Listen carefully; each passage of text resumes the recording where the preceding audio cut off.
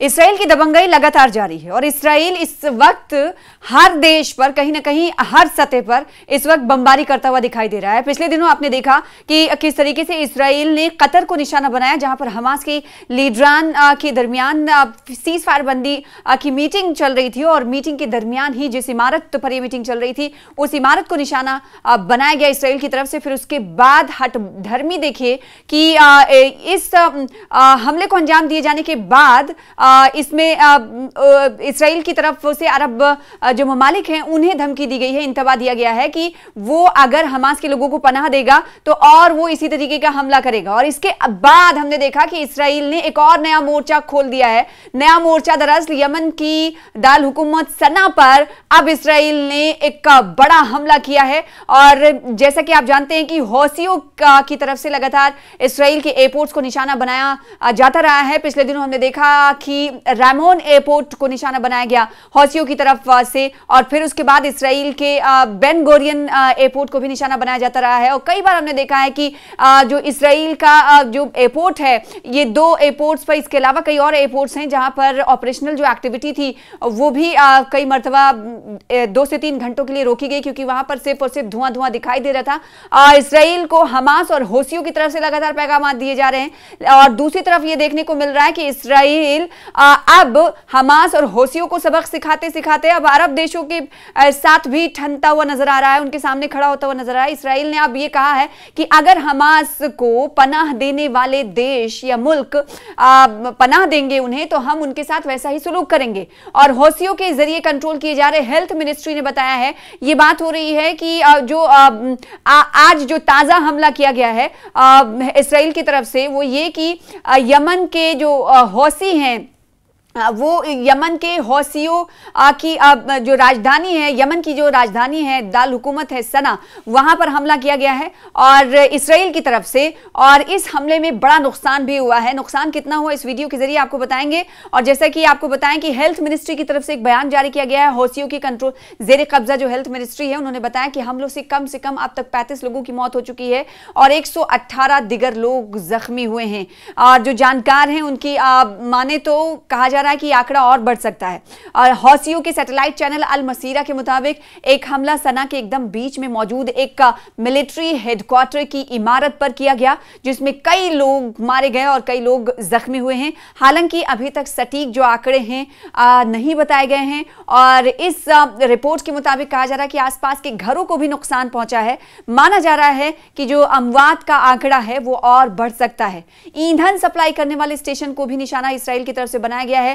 हौसियों के कंट्रोल में Yemen petroleum company के जो स्पोक्स पर्सन हैं इस्साम अल मुतवक्किल ने अल मसीरा को बताया है, टीवी चैनल को बताया है कि हमलों में दारुल हुकूमत सना के एक ऐसे स्टेशन को भी निशाना इसराइल ने बनाया है जो अस्पतालों को ईंधन सप्लाई करता था।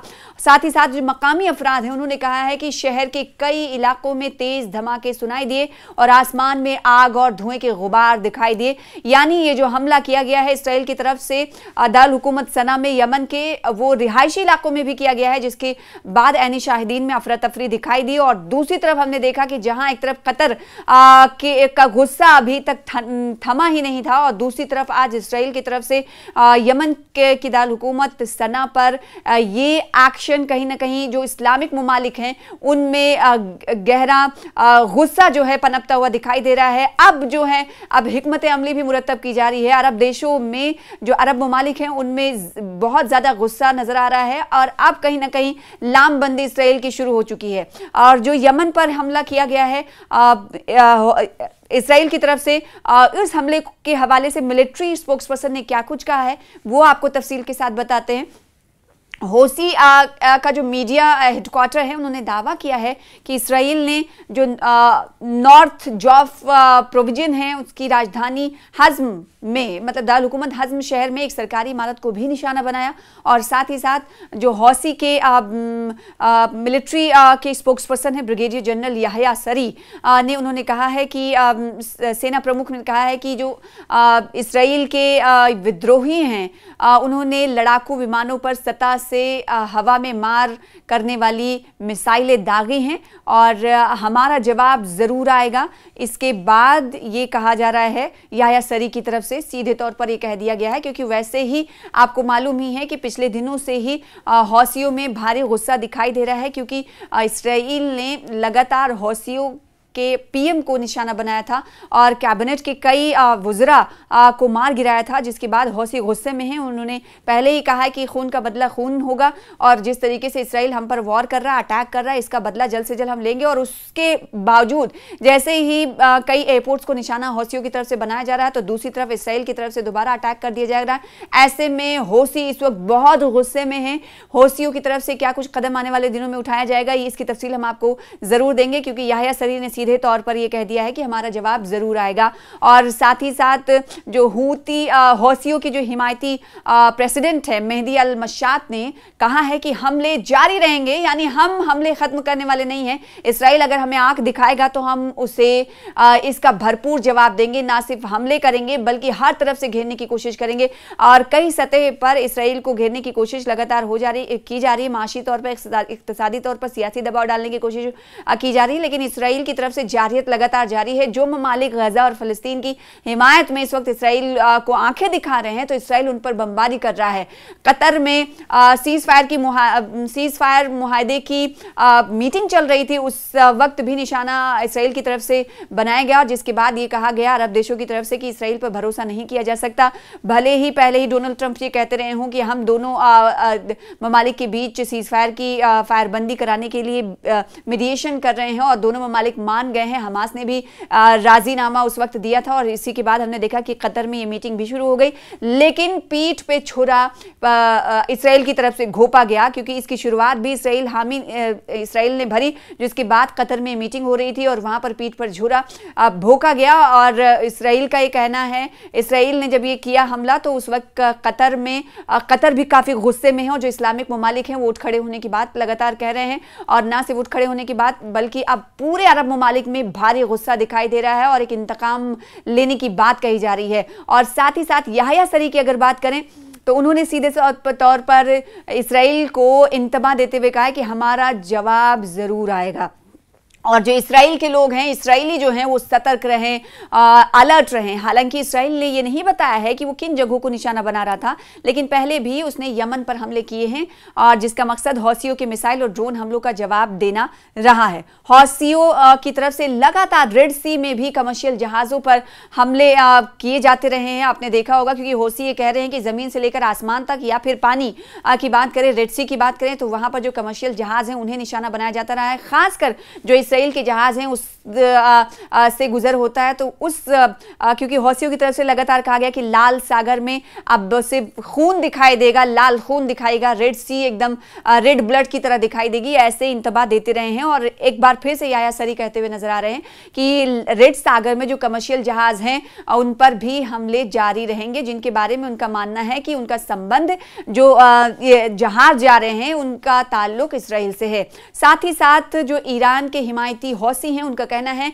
कि वो गजा पट्टी में फिलिस्तीनियों और हमास की जो हिमायत है वो जारी रखेंगे, चाहे जितना इसराइल उन पर बमबारी करे, इसका जवाब मुंह तोड़ तरीके से देंगे, भारी तरीके से देंगे, शिद्दत रहेगी इसमें, ये लगातार हौसियों की तरफ से कहा जाता रहा है। और अब इससे पहले आपको मालूम है कि कतर पर हमला जब इसराइल की तरफ से किया गया तो मुस्लिम ममालिक में जहां गुस्सा दिखाई दे रहा है, तो उसके बावजूद भी हम ये देख रहे हैं कि इसराइल अपनी हठधर्मी पर उतरता हुआ नजर आ रहा है। और इसराइल ने दबंगई दिखाते हुए कहा है, कतर समेत जो दिगर जो अरब ममालिक हैं उनको सीधी धमकी दी है। बेंजामिन नेतन्याहू सीधा इंतबा देते हुए नजर आ रहे हैं। उन्होंने कहा कि कतर अगर हमास को पनाह देता है और इसराइल के दुश्मन, उसने कहा कि इसराइल की तरफ से कहा गया है, बेंजामिन नेतन्याहू ने, यानी कतर पर जब हमला किया गया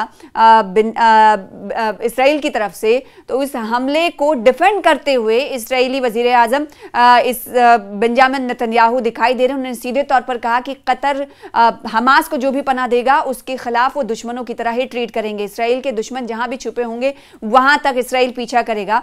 और हमास के कुछ लीडर्स कतर के अलावा लेबनान, इराक और तुर्की में भी रहते हैं। इसी बात पर वो कहते हुए दिखाई दिए बेंजामिन नेतन्याहू कि हमास के जो कुछ लीडर हैं कतर के अलावा लेबनान और ईरान और तुर्की में भी रहते हैं। इसका मतलब ये है कि आने वाले दिनों में ईरान, लेबनान और तुर्की को भी निशाना बनाएगा इसराइल। यानी ये माना जाए कि अगर बेंजामिन नेतन्याहू ये कह रहे हैं कि हमास के लीडर्स को जो भी देश पनाह देगा और जिन देशों का उन्होंने जिक्र किया, नाम लिया, यानी लेबनान, ईरान, तुर्की, तो क्या ये माना जाए कि आने वाले दिनों में लेबनान, इराक और तुर्की बेंजामिन नेतन्याहू के अगले टारगेट होंगे? ये कहीं ना कहीं जानकारों की तरफ से कहा जा रहा है। लेकिन अरब ममालिक कतर पर हमला कहीं ना कहीं अलार्मिंग सिचुएशन है अरब ममालिक के लिए, और अरब ममालिक के जो लीडर्स हैं वो इकट्ठा होते हुए नजर आ रहे हैं। और अब ये हिकमत अमली बनाई जा रही है उनकी तरफ से कि किस तरीके से मुंह तोड़ जवाब दिया जाए। ना सिर्फ मुंह तोड़ जवाब दिया जाए बल्कि इसराइल को सबक सिखाया जाए हर सतह पर, माशी तौर पर, इक्तिसादी तौर पर, सियासी तौर पर अलग थलग किए जाने की भी बात हो रही है। अब देखना ही होगा कि इसराइल के खिलाफ ये जो अलग से लामबंदी हो रही है, मोर्चाबंदी हो रही है, वो कहां तक